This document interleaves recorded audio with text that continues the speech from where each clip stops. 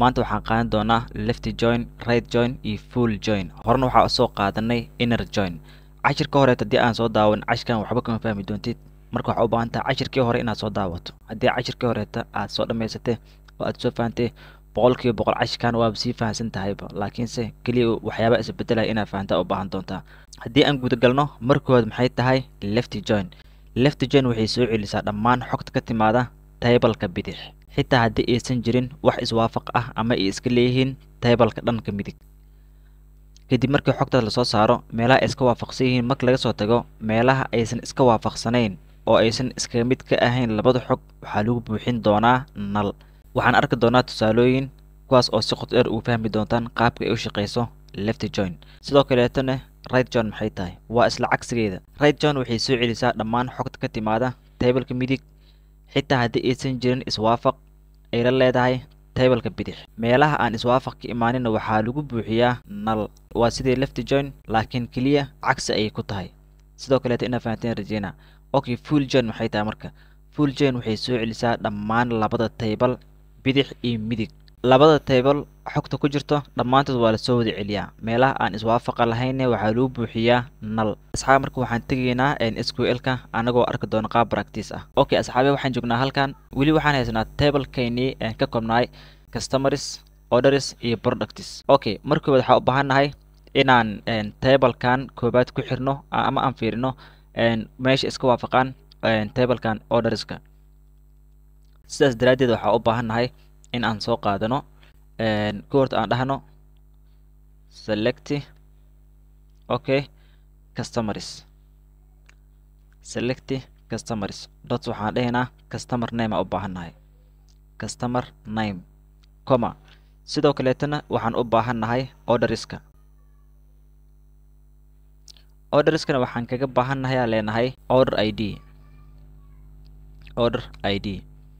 markaan select isticmaalayno waxaan u baahannahay ama labada table ee aan rabno inay noo soo baxaan ayaan soo bandhigaynaa. maxay tahay customer name iyo order id. from waxaa leenahay customer soo qaado,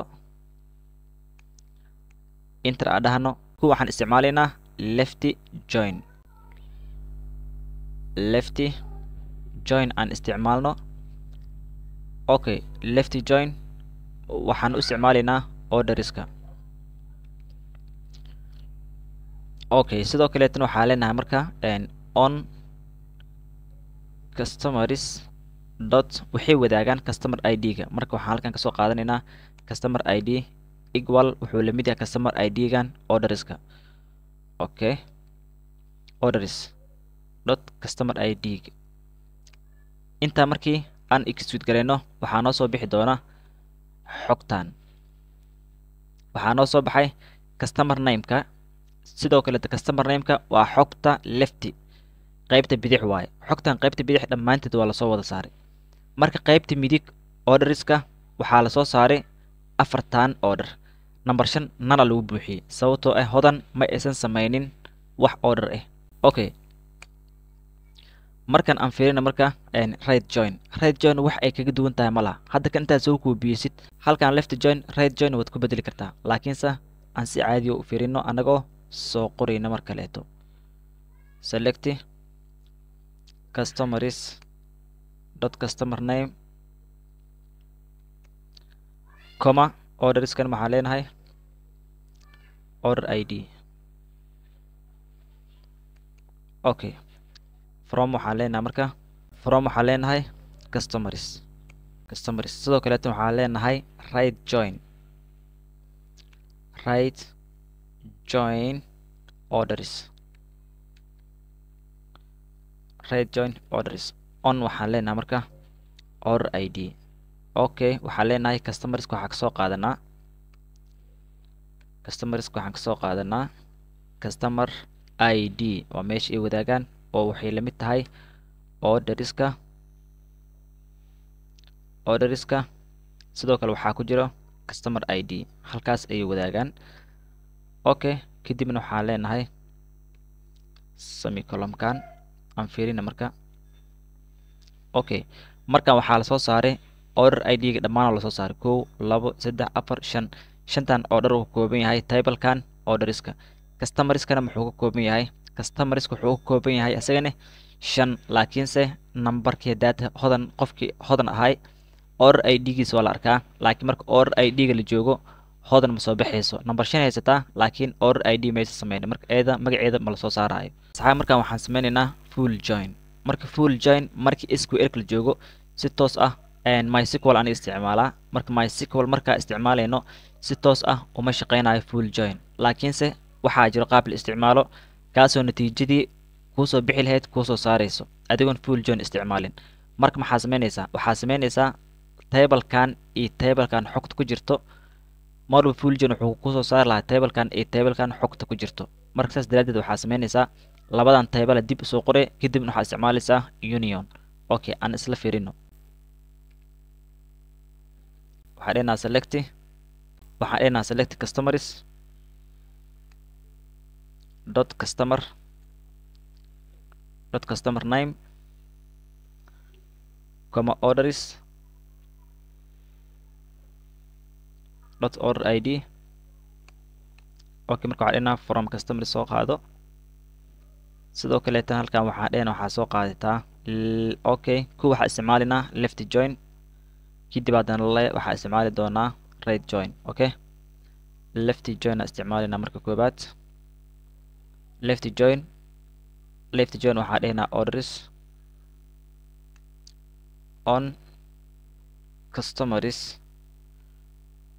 dot customer ID oo ah meesha ay wadaagaan oo wuxuu la mid yahay equal waxaa leena wuxuu la mid yahay orderska customer ID-ga ku jira dot customer ID okay hal markaan aan hoos soo degno markaan semicolon ma dhehayno waxaa dhehaynaa union aan dhehaynaa union okay union markaan dhahno maxaan sameynaynaa marka waxaan bilaabaynaa left join haddana inaan isticmaalno aan dhehe right join inaan isticmaalno table-ka midig inaan soo qaadano haddana okay maxaan dhehaynaa marka select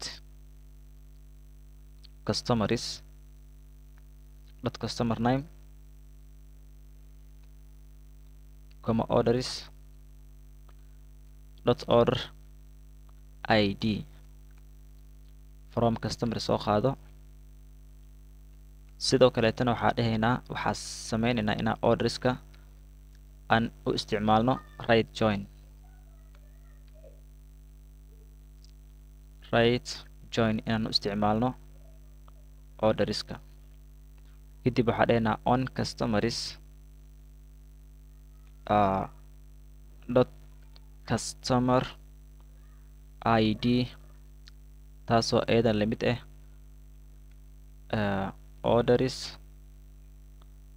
dot customer ID-ga ku jira okay halkaa marka semicolon aan dhahno hadda maxaan haysanaa table-kan koobaad waxaan haysanaa xogta ku jirto sidoo kaleetana waxaan haysanaa table-kan midig marka table-ka bidix iyo table-ka midig waxaa u isticmaalinaa union si loo soo wada saaro dhammaantood xogta ku jirta waa kana maxaa noo soo baxay customer name-ka iyo order ID-ga inaa fahatiin rajana cashirka insha allah cashiraanta halkaan kasii wadi doonaa waa mahadsantahay janalka subscribe noo saara muuqaalkan like saara aniga waxaana cabdikaaf A9 nabadgelyo